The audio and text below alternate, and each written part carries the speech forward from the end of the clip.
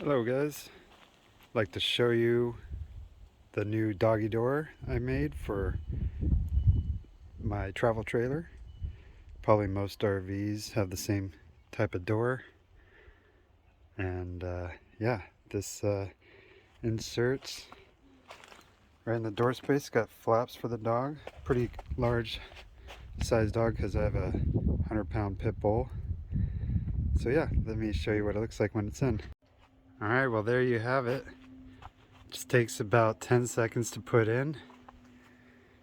Just inserts a nice big space for the dog to come out. And yeah, that's my design. Okay, this is the inside. Might close off, put a little foam around the edges just to make sure it's a little more airtight, but not bad. I got these little levers that hold it in place.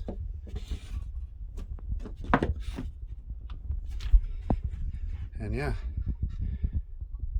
not bad.